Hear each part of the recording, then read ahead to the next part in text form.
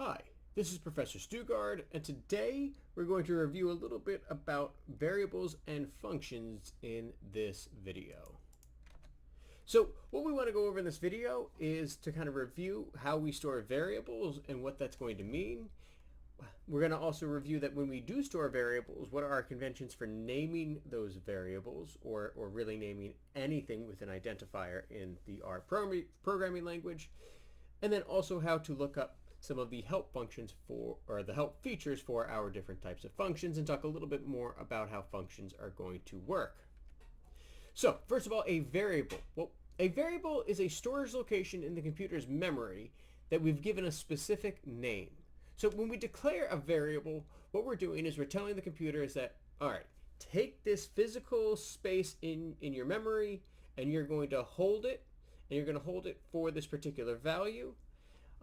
And that value could be a number, a name, a list, a date, a table. Even in R, we can store our graphics. And again, we're just telling the computer, keep this here. Now, what we can do with the variables is we can tell the computer, all right, keep this here for now. And as we write our code, we can change things and overwrite it. So we're going to see that we can take our data frame with our raw data, and we need to manipulate it a little bit, and we change it, and then we want to save it back to that same exact variable spot. We don't want to take up any more space or any more memory in the computer, and so we'll take our updated data frame and store it back in that same variable. So it'll be that same physical spot in the computer's memory, but we'll have overwritten it. So how do we store the data? Again, storing data is done by using the less than key and then a minus sign to basically create an arrow where we're really thinking, all right, we're telling the computer to put this in here. Right, here's the physical place in my computer's memory. That arrow means, all right, put my data in there, right? So we can store anything there. We can name it whatever we want, sort of, within reason. But again, I could store, say, the number 2 in a variable called x. And again, I can also store, like I said, entire data frames. So I can store a data frame with the name pet names that comes from one of my CSV files, and using a function in the R programming language called read CSV. Basically, it lets us read our CSV files in the R programming language. Now, when we name objects, anytime we name objects, we're giving it an identifier, and it needs to be a unique identifier, or we'll just end up overwriting something that we already have in our memory. We are allowed to use letters, digits, periods, underscores. We do have to remember that the R programming language is case sensitive, so uppercase and lowercase makes a difference. And typically, these are the guidelines that I follow when I create my identifiers. I only use lowercase letters, and I separate my words with underscores. Now, that's not the only way to do it. That's just kind of a guideline. Really, there are many different ways that people store their variables.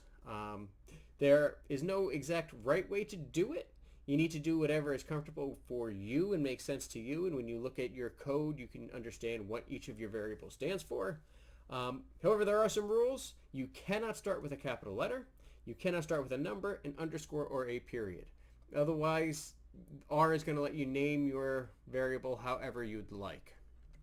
So, if I had a data set about the real estate market, and again, we kind of showed this example before, any appropriate identifier, again, I could separate all the words with an underscore, and that first one is really the convention that I prefer to use.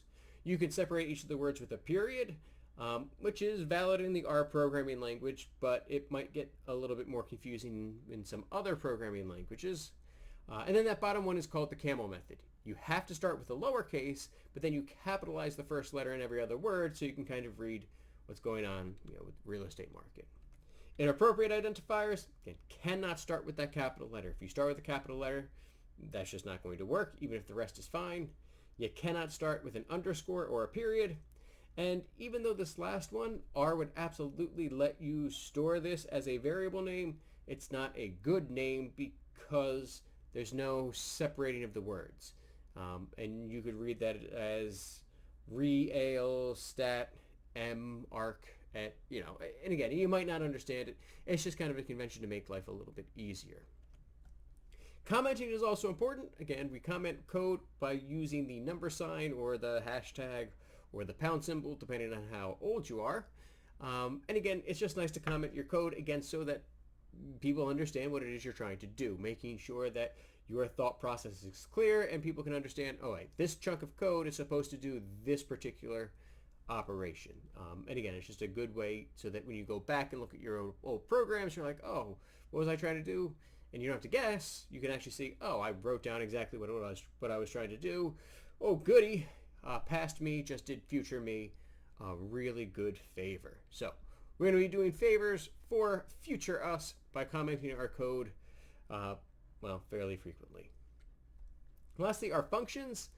Again, our functions are verbs, right? We're doing something. We're doing something to something in our code, in our data, or whatever it is we're working on. And again, it's typically in the form of do this to that, right? Where you have your function and then what we're doing that function to, what we're applying the function to is going to be in your parentheses. And you're going to see a lot of times that actually gets extended. We need to include more and more information in our functions, and all that information will be separated by commas, and it'll have to be in the right order as well. But again, as we learn about each individual function, we'll talk about what should be there. And then a lot of times too, you can include a lot of other options that we're not going to talk about when you run your functions, but if you look in the R documentation or you just search Google, you'll see, oh, okay, there's a bunch of different options for almost every function that I can use depending on that particular scenario. So for example, if I have a data set, my data set is about student grades and my data set is called grades, and in that data set I have a column or a variable for student GPA, and again it's called GPA, all lowercase. If I want to sort the column by the GPA, I'm going to use the arrange function. And arrange is going to sort the column for us in ascending order, all right, in ascending order. So again, if I want to arrange this data set in ascending order based on the variable GPA, my code is going to be grades, comma, GPA in the parentheses. You always start with the data set, and then the next one would be, in this case, the column that we want to look at. So again, we're saying arrange the data. The data set is going to come from the data frame called grades, and the column I want to arrange by is going to be GPA. And again, it's going to arrange everything, right? Each row is its own observation, and the entire row is going to move up or down based upon that particular column. So all of the values in that row will move at the same time. So again, it's going to keep the observation consistent. It's just going to arrange based on that particular column. And again, the default for arrange is in ascending order.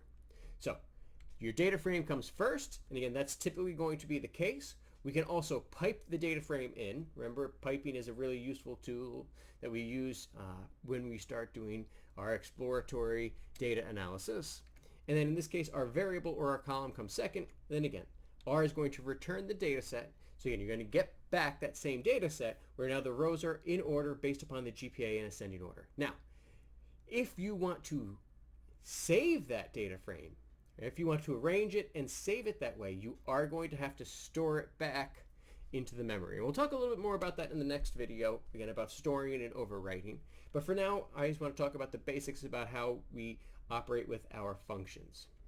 Now, again, if you need help with any of the functions, we go in our console, we use the question mark, we type what the name of the function is. So again, you could do question mark arrange, and when you press enter, it's going to pop up in that bottom right hand corner with some information about how you use the function called arrange. So, can you answer these questions? If I code x and I'm storing the number 2 in x, well, that's going to store 2 right in my variable. But if I later in my code write x and store 5 in x, well, what's going to happen if I ask my program what x is going to be? All right. So if I stored 2, then I store 5, and I store it in the same variable, what's going to happen when I ask my program what x is? Is it going to say it's 2? It's going to say it's 5? It's going to say it's something different? All right, I'll answer this one for you because it is important. It's going to think that it's 5. Whatever is the most recent thing you stored in there, that's what it's going to recall. It's going to completely forget that you wrote 2 in there because you overwrote that data. said it was 2, but then as soon as you say it's 5, the computer's not going to remember that it was ever 2. It's not going to waste any of its memory doing that. All right. And then question 2, would the following variable name be appropriate? Why or why not? So car mileage. Would that be appropriate? Would you allow to use that one in R? Well, no. But do you know why? Why can't I use this one in the programming language R? All right. That wraps it up for this particular video. And as always, take care of yourselves.